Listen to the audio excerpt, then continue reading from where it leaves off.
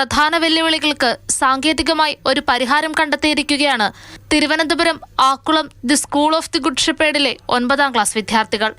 തേനീച്ച കർഷകർക്ക് തേൻ ശേഖരണം കൂടുതൽ എളുപ്പവും സുരക്ഷിതവുമാക്കുന്നതിനൊപ്പം തേനീച്ചക്കൂടിനുള്ളിലെ സാഹചര്യങ്ങൾ തത്സമയം നിരീക്ഷിക്കാനും കീടബാധ മുൻകൂട്ടി കണ്ടെത്താനും കഴിയുന്ന കീപ്പർ കിറ്റ് എന്ന സ്മാർട്ട് ഹൈവ് വികസിപ്പിച്ചാണ് ഇവർ ദേശീയ തലത്തിൽ ശ്രദ്ധ നേടുന്നത്. മെയിൻലി 3 പ്രോബ്ലംസ് ആണ്, അതായത് ട്രഡീഷണൽ ബീ കീപ്പിങ്ങിനുള്ള 3 പ്രോബ്ലംസ് ആണ് സോൾവ് ചെയ്യുന്നത്. ഫസ്റ്റ് വൺ എന്ന് പറയുന്നത് ഹണി എക്സ്ട്രാക്ഷൻ. അപ്പോൾ ഇതാണ് നമ്മുടെ ഫ്രെയിം. Full hexagon structure ഉണ്ടാകത്തുണ്ട്.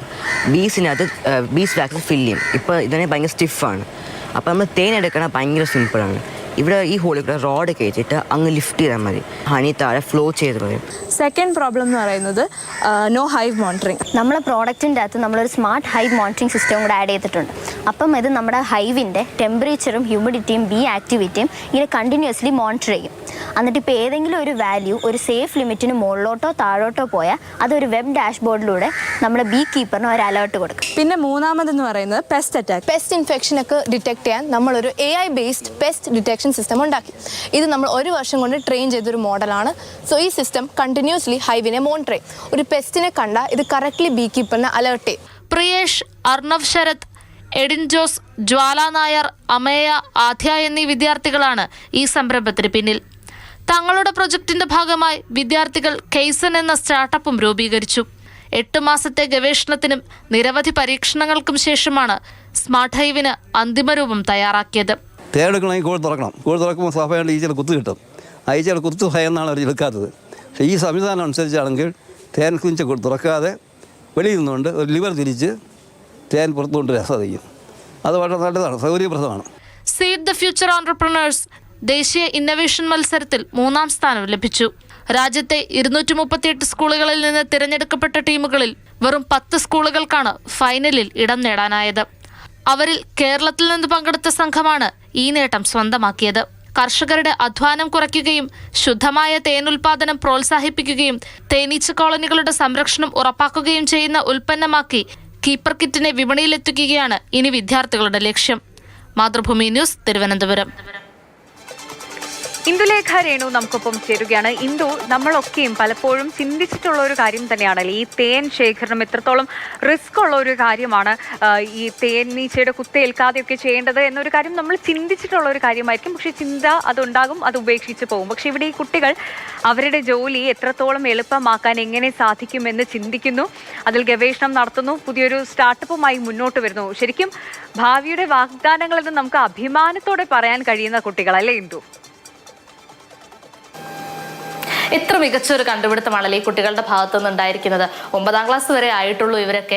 ഇപ്പോഴേ ഇത്തരത്തിലാണ് ഈ കുട്ടികൾ പോകുന്നതെങ്കിൽ ഭാവിയിൽ ഒരുപക്ഷെ വർഷങ്ങൾ കഴിയുമ്പോഴത്തേക്കും നമുക്കൊക്കെ അഭിമാനിക്കാൻ പറ്റത്തക്ക രീതിയിൽ എന്തെങ്കിലുമൊക്കെ വലിയ കണ്ടുപിടുത്തങ്ങൾ ഈ കുട്ടികളുടെ ഭാഗത്തു നിന്നുണ്ടാകും, അത് ഉറപ്പാണ്.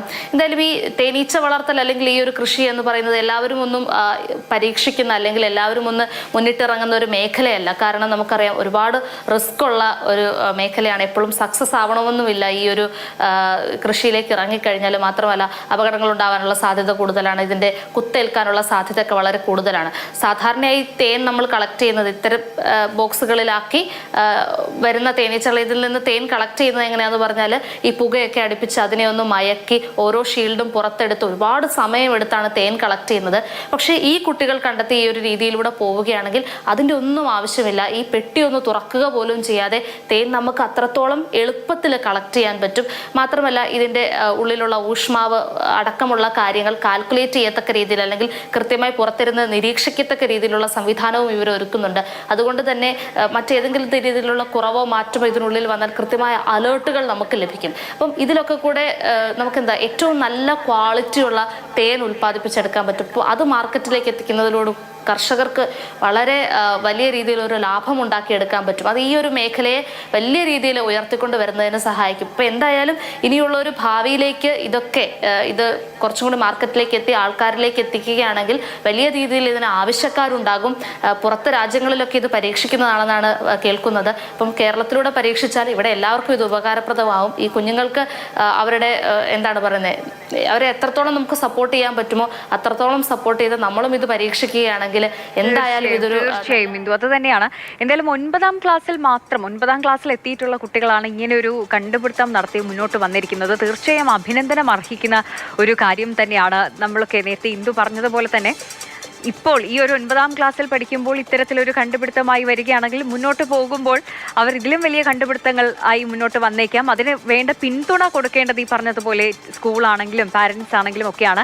ഇപ്പോൾ 9ാം ക്ലാസ്സിൽ പഠിക്കും ഗുഡ് ഷെപ്പേർഡ് സ്കൂളിൽ പഠിക്കുന്ന കുട്ടികളാണ്. ഇത്രയും വലിയൊരു പിന്തുണ ടീച്ചേഴ്സ് കൊടുക്കുന്നുണ്ട്. അവർക്കും വലിയൊരു കയ്യടി കൊടുക്കുകയാണ്. ഈ ഒരു കണ്ടുപിടുത്തമൊക്കെ നല്ല രീതിയിൽ തന്നെ മുന്നോട്ട് പോകട്ടെ. തേനീച്ച കർഷകർക്ക് ഇത് വലിയ രീതിയിൽ ഉപകാരപ്പെടുന്ന ഒരു സ്റ്റാർട്ടപ്പായി മാറട്ടെ എന്ന് ആശംസിക്കുകയാണ്.